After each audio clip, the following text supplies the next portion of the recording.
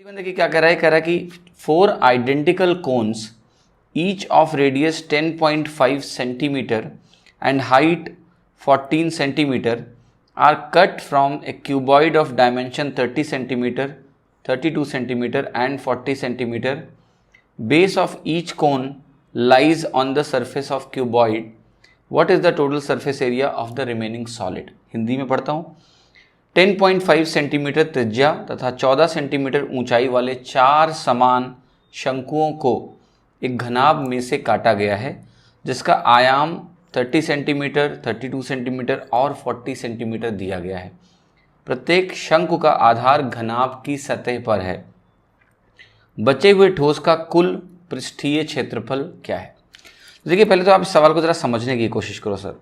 आपको एक घनाभ दिया गया है, उसकी आपको डायमेंशन दी गई है. एग्जाम में ना ये डायग्राम ड्रॉ नहीं करना है, बस विजुलाइज करना है. ठीक है, यहाँ मैं आपको दिखाता हूँ. अभी कह रहे हैं कि इसमें से आपने 4 शंकु काट लिए हैं, है ना. आपने यहाँ क्या किया, कोन्स आइडेंटिकल काट लिए हैं जिसका डायमेंशन आपको प्रोवाइड कर दिया गया है. अब ये कह रहा है कि जो भी कोन आपने कट किया है ना, उसका जो बेस है ना वो यहाँ पर है. बेस यहाँ पर है. आपसे मेरा सवाल है, बेस जो है सरफेस पे है, दिया हुआ है आपको, है ना, कि सरफेस ऑफ क्यूबॉइड है.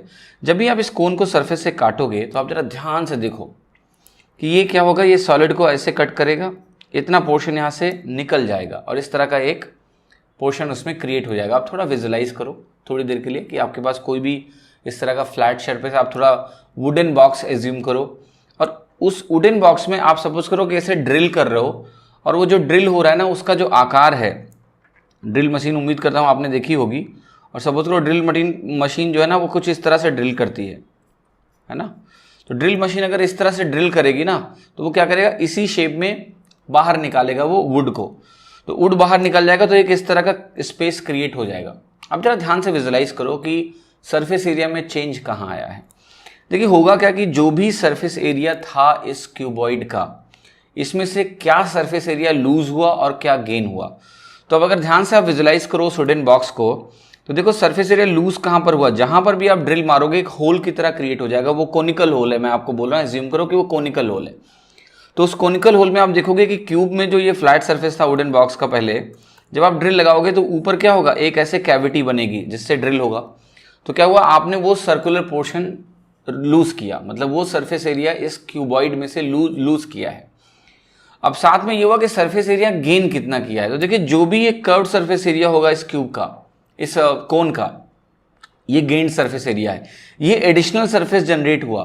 तो जो हमारे पास ऑलरेडी क्यूबॉइड था, जब आपने इस तरह से एक कोन इससे कट किया तो क्या हुआ, उसका एक, आप सरफेस को विजुलाइज करो, सरफेस क्या होगा, ओपन हो गया और एक ऐसे कोनिकल टाइप का उसमें होल बन गया, है ना. तो जहां ओपन हुआ वहां पहले क्या था, सॉलिड था. तो जो ओपन हुआ वो सरफेस एरिया मैंने लूज किया, लेकिन मैंने गेन क्या किया, मैंने उसका कर्व्ड सरफेस एरिया गेन किया, क्योंकि वो एक फ्लैट सरफेस अब ओपन हो गया है. तो इस प्रोसेस में आपको पता है, एक ड्रिलिंग से एक कोन जब आपने कट किया जिसका बेस सरफेस पे है, तो आपने equal to the base area lose कर दिया, लेकिन आपने गेन क्या किया, उस कोन का कर्व्ड सरफेस एरिया. देखिए ये क्वेश्चन जिनको नाम दिया गया है कटिंग बेस क्वेश्चंस, राइट. पता नहीं किसने नाम दिया. मैं आपको एक चीज बताता हूं, ये सिर्फ और सिर्फ विजुलाइजेशन का गेम है. आपको कोई फॉर्मूला नहीं रटना है, ना ही ऐसा है कि बहुत सारे सवाल लगा लेने इस पे बेस्ड. आप बेसिक चीजों को अगर विजुलाइज नहीं कर सकते ना, तो थोड़ा यार सोचना शुरू करो. कभी कोई कारपेंटर को आप देखो ना कि कुछ ड्रिलिंग विलिंग कर रहे हैं ना, तो बैठ के थोड़ा सोच लिया करो क्या हो रहा है. सिंपल सा विजुलाइजेशन है सर. आपको कितना सिंपल है ना, आपको यही सोचना है, प्रैक्टिकली सोचना है. और ऐसा नहीं कि आप नहीं सोच सकते हो, आप कोशिश करोगे तो जरूर सोच सकते हो. इस अंडरस्टैंडिंग से आपको ये समझ में आएगा कि अब टोटल सरफेस एरिया मैं कैसे लिखूं. आप कहोगे कि जो रिमेनिंग सॉलिड है उसका जो सरफेस एरिया है टोटल, तो मैं लिख रहा हूं जो टोटल सरफेस एरिया अब बाकी है वो आप क्या कहोगे, वो कहोगे कि जो भी क्यूबॉइड का पहले सरफेस एरिया था, क्यूबॉइड का जो भी सरफेस एरिया था वो तो होगा ही होगा, लेकिन इसमें गायब क्या हो गया, आप कहोगे इसमें से कुछ कम हो गया. क्या कम हो गया, आपको पता है, ये वाला सरफेस एरिया कम हुआ, बेस एरिया कम हुआ. और वो भी कितने कोन आप काट रहे हो, आप यहां पर 4 कोन काट रहे हो, ठीक है. तो आप कहोगे 4 कम हो गया यहां पर, और 4 इंटू में लगा रहा हूं, यहां पर कम क्या हुआ, ये पाई आर स्क्वायर कम हो गया, राइट, जिसका रेडियस दिया हुआ है. लेकिन आपका एक्स्ट्रा एरिया क्या आया, आप कहोगे 4 पाई आर एल, ये एक्स्ट्रा एरिया आएगा, है ना. तो अब देखिए इस सवाल को करने का तरीका क्या है, आपको सारी वैल्यूज मालूम है, उसको रख दो और इसका क्वेश्चन हो जाएगा। ठीक है, मैं वो भी आपको कैलकुलेशन करके भी दिखा दूंगा। बट जानते हो क्या, इसमें मुझे ऑप्शन में एक ऐसा लूप होल दिखा, ठीक है, जिसका फायदा अगर उठाते हो तो आपका आंसर तुरंत आ जाएगा। ठीक है, मैं अपने आप को अननेसेसरीली पनिश कर रहा था ये सब लिखने के लिए ताकि आपको समझ में आए। ठीक है, तो देखिए ये फॉर्मूले आपको नहीं रटने हैं कि ऐसे कोन काट दिया तो ये फॉर्मूला हो गया, कुछ नहीं, सब आसानी से विजुलाइज करके आप लिख सकते हो। क्या लूज कर रहे हो आप, ये वाला सरफेस एरिया, क्या गेन कर रहे हो, कोन का कर्व्ड सरफेस एरिया, विजुलाइज करो समझ में आ जाएगा। वही मैंने उठा के यहाँ पर लिख दिया। तो जरा इस क्यूबॉइड का ना सरफेस एरिया लिखते हैं। तो ये आपको पता ही है कि 2 इंटू 30 इंटू 32 आपका हो गया 960, प्लस ये आपने निकाल लिया तो ये वैल्यू आ गई 32 इंटू 4 आपका 128 होता है, तो ये 1280 हो गया, प्लस 40 इंटू 30 निकालोगे तो ये वैल्यू आपकी हो जाती है 1200। ठीक है, अब जरा ध्यान से देखो आप, तो ये वैल्यू कितनी आ रही है आपकी, ये वैल्यू 12 आपकी 24 हो गई, और 24 और 9 आपकी कितनी हो गई 33, और ये वैल्यू आपकी 140 देगा, तो ये आ रहा है 3440, है ना। तो ट्वाइस ऑफ 3440 को आपने डबल किया तो आपको मिल गया 6880। अब आप जरा ध्यान से एक बेसिक चीज एनालाइज करो कि किसी भी कोन में उसका बेस एरिया और कर्व्ड सरफेस एरिया में क्या रिलेशनशिप होती है, बस बड़ा और छोटा। ठीक है, दैट्स इट। आप बताओ ये कोन का जो आप सरफेस एरिया लिखते हो, कर्व्ड सरफेस एरिया, वो होता है पाई आर एल, और जो बेस एरिया होता है वो होता है पाई आर स्क्वायर। कंपैरिजन करना है तो आप कहोगे ये पाई आर इंटू एल है और ये पाई आर इंटू आर है, तो ये दोनों कंपोनेंट दोनों में आ रहे हैं, लेकिन एल और आर में क्या बड़ा होता है आप बताओ भाई। एल कैसे मिलता है, राइट एंगल ट्रायंगल का हाइपोटेन्यूज होता है, तो एल डेफिनेटली आर से बड़ा होता है। तो जो कर्व्ड सरफेस एरिया होता है कोन में वो बेस एरिया से बड़ा होता है। ये बेसिक अंडरस्टैंडिंग लो, ये है आपका रेमो मंत्रा। ठीक है, ये रेमो मंत्रा देखिए आपके सवाल के साथ क्या करने जा रहा है। आपको क्या पता था, आप क्वेश्चन में ये सब को लिखने की जरूरत ही नहीं, ध्यान से देखो।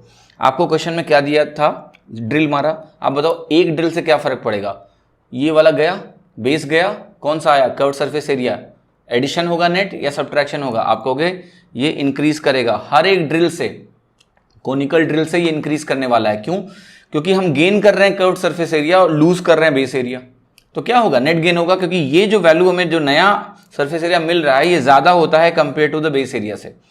अब ये ऊपर जाने वाला है, और देखिए एग्जामिनर आपके कितने अच्छे दोस्त हैं कि इसके ऊपर केवल एक ही ऑप्शन है, वो है 7804। तो फॉर्मूला प्रेमी लोगों में आपको यही बताना चाहता हूं कि देखिए जो फॉर्मूला है ना वो तो एनीवे विजुलाइज करके लिख दोगे, वो तो नेट रिजल्ट है आपकी अंडरस्टैंडिंग का। बट सवाल ये है कि ये जो मैंने आपको रेमो मंत्रा बताया है, क्या इस तरह से आप सोचते हो?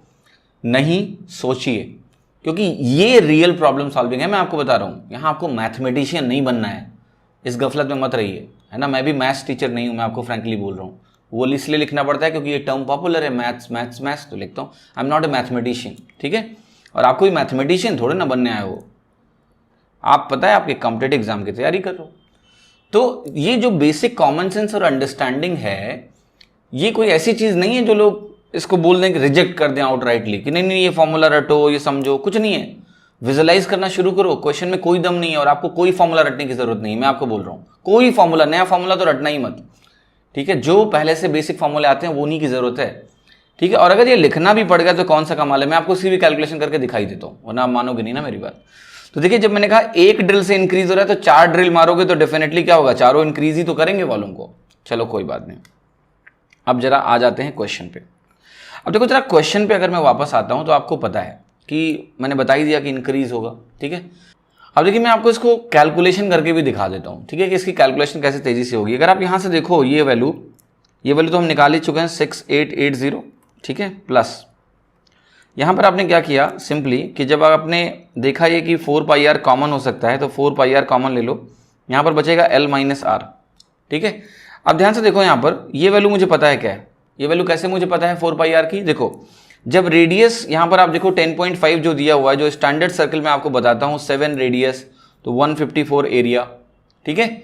और आपका जो पेरीमीटर होता है वो 44 होता है। तो यहां पर जो 2πr होता है उसको पेरीमीटर बोलते हैं, ठीक है। अब लेकिन देखो यहां पर जो रेडियस है वो 7 नहीं है, वो कितना है 1.5 टाइम्स है। तो जब भी 1.5 टाइम्स होता है तो लेंथ कंपोनेंट जितने भी होते हैं 1.5 टाइम्स होते रहते हैं। अब कहोगे 2πr की वैल्यू यहाँ 44 होती अगर रेडियस 7 होता, तो यहां पर मैं कहूंगा 4πr क्या होता, आप कहोगे 88 होता, ठीक है, अगर रेडियस 7 होता। लेकिन यहां पर 1.5 टाइम्स रेडियस है तो मुझे ऐसे लिखना पड़ेगा।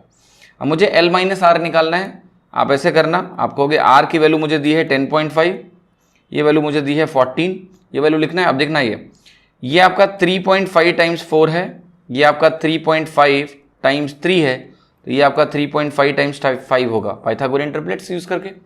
ये वैल्यू आपको दिख रही है कितना आ गया 17.5। 17.5 में आप 10.5 घटा दो, कितना आ गया 7। देखो वैल्यू आपकी 7 आ गई। तो अब अगर ये वैल्यू 7 आ गई तो अब क्वेश्चन में क्या बचा हुआ है, कुछ भी नहीं, डिफरेंस हमने निकाल लिया, हमने सब कुछ वैल्यू हमें दी है, अब हमें मल्टीप्लाई करके बस हमें अपना आंसर निकल जाएगा।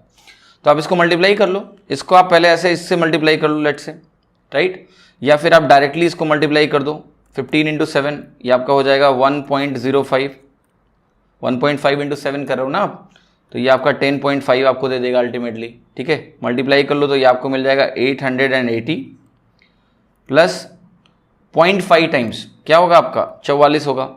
तो आप ये जो वैल्यू आपको यहाँ पर अब मिली 880 प्लस 44, ये वैल्यू आप जोड़ दो जरा, ठीक है। तो आपको दिख रहा होगा ना यहाँ से 68 और 8 आपको 76 देगा, और ये जो वैल्यू आपको दी हुई है ये 204 देगा, ठीक है। तो आपको मिल जाएगा 7804।